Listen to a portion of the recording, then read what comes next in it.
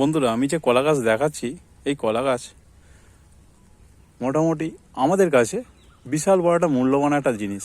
কেননা কলা গাছ বসালে মেলাই কলা গাছ হয়, অনেক কলা গাছ হয়।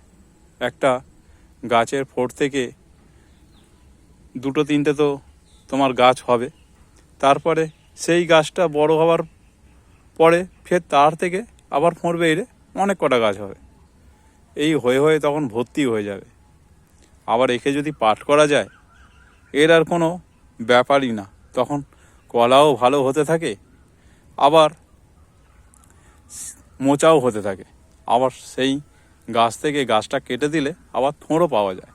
শুধু তাই নয়, এর পাতা, কলা গাছের সেই পাতাও তোমার শুকনো হয়ে গেলে কেটে আমরা কি করি, সেই পাতাকে কেটে নিয়ে আবার অন্য জ্বালানি কোনো কাঠ পাতা বেঁধেও নিয়ে যাই।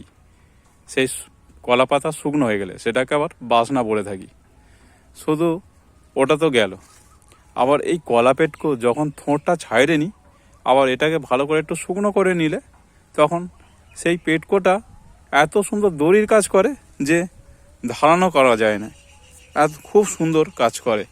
বাসনার চাইতে বাসনা তো তোমার ভেঙে যায়, তোমার ছেড়ে যায়, কিন্তু পেটকো যখন শুকনো হয় একটু নরম অবস্থায়, তখন বাঁধলে এত সুন্দর দড়ির কাজ করে যে ধারণা করা যায় না।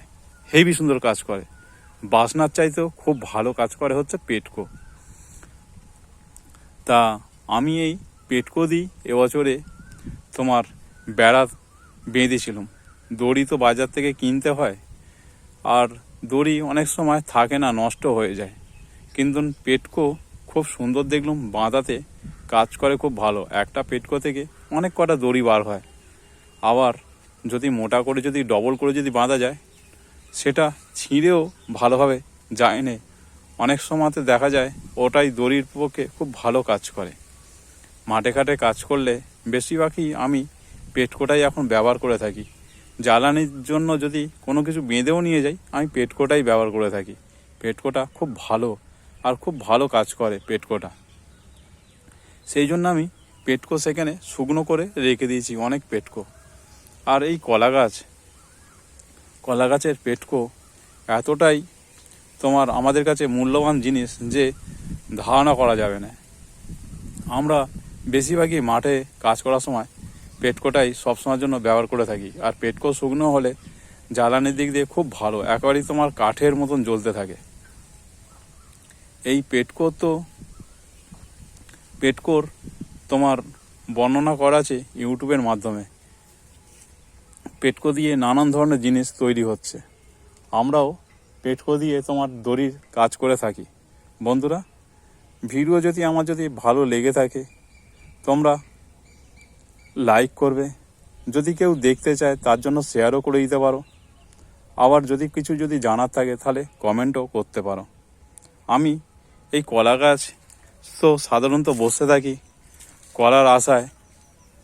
অনেক সময় থোঁড়ের জন্য বসে রেখে দিই, তাতে শরীরের পক্ষে ভালো কাজ করে। এখন কলার যা দাম, বিশাল কলার দাম, সেই জন্য কলা গাছও বসে রেখে দেওয়া আছে।